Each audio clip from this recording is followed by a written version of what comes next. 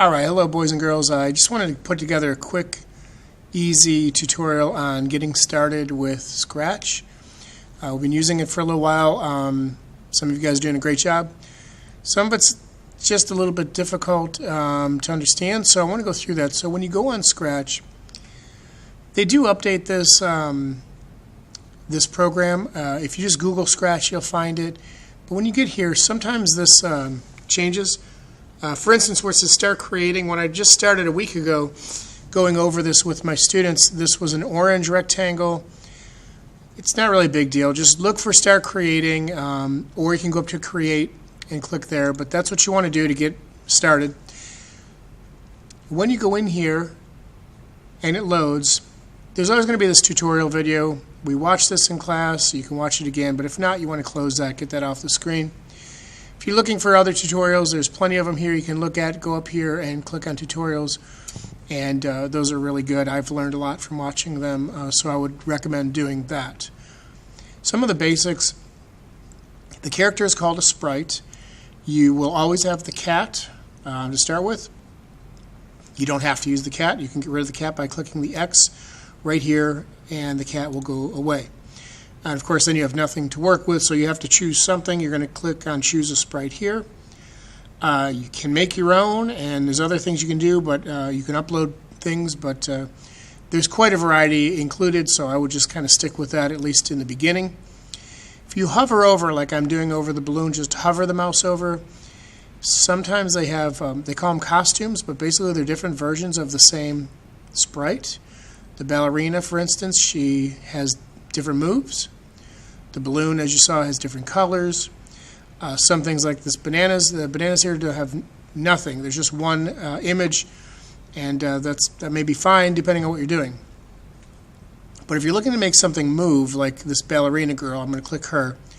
She will come in, and now I have her in my screen. Probably going to want to choose a background, so I'm going to click on the background. If you know what you're looking for by category, you can click along here.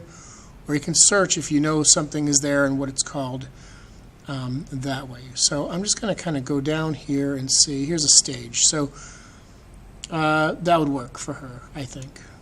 Actually, it's a chalkboard. We're going to pretend it's a stage. How's that? I'm going to put her in the middle here. And now I want to start coding and make her actually do something. So the most common thing to do is to start with this command here, when the green flag is clicked. I mean, when I click the green flag, start to run the code that I have put together below it. Now, because she has different costumes, if I go to the costume tab, you can see she has many different moves. So if I cycle them through, it's going to give her the appearance of moving or dancing. So I'll go back to code. I'm going to go to looks, and I'm going to look for next costume. So basically, whenever I click that, she's going to change to the next costume. But to make that look more natural, I want that to cycle through. So I'm going to use a forever block. And the problem I'm going to have now, as you'll see when I click this, is she's going to go way too fast. Just not what I want. So I'm going to put in a delay. So next costume, wait, repeat. That's just going to keep repeating. But the delay, 1 second, is going to be too slow, as you'll see. And that doesn't look natural either. So this time has to go slower, meaning less time means she's going to do it faster. I'm going to do 0.3 or 0.3 of a second. Try that. And that's not bad. You could adjust it from there, but that will certainly work for what I'm looking for, okay? Now, the other thing I might want to do is add a little bit of, music in here. So let me stop her there, and I'm going to go to Sounds. I'm going to go to Sound Library, which is down here. And you see, as I hover, you hear sounds. Now, if I'm looking for loops, is a good place to find music. You might consider dancing music.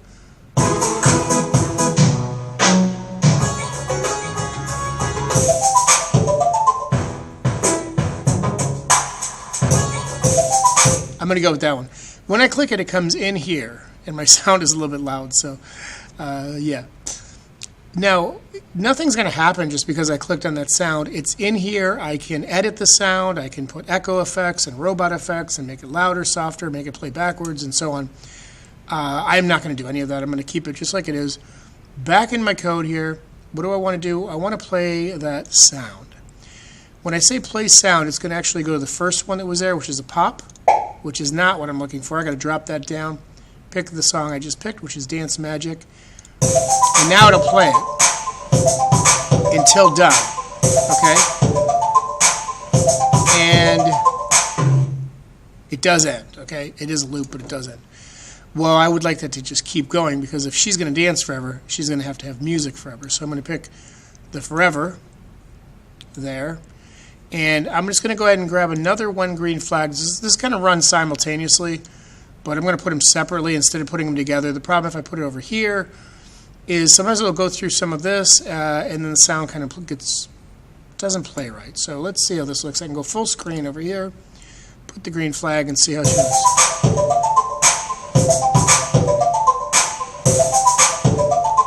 So you can see that she does look like she's dancing. I could probably adjust the time for the beat and so on if I really wanted to get more critical with it. So that is, I think, covers a lot. If you want your character here, your sprite, to, sometimes they get mixed up and change direction, you can click here and you could change their direction around. Obviously, we don't want to do that with her. We're going to keep her at 90. So that she looks like that. Sometimes her size, maybe the character size is too big or too small. It's going to start at 100. Go smaller, like 80, makes her smaller, or larger, let's say like 200, and make her very large. And obviously, I have made it for 100 was good. So most of the time it will be good, but you may want to adjust from time to time depending on what you're doing. So that's pretty basic, and I'm going to leave it at that, and then maybe if I get a chance, I'll do something with a little bit more difficult. And I know a lot of people want to see the paddle ball game that I made, and that one's going to take a little bit of time. Really, you got to practice like I just did here a bit, and then kind of jump into it. Because when you get into some of these other areas like sensing and operators and variables, it does get a little complicated, and so I don't want to get too carried away here. My video, I didn't see my timer, so hopefully that video is about right, and I'm going to stop it right there. So, guys, keep working on it, have fun with it, and enjoy. Thanks.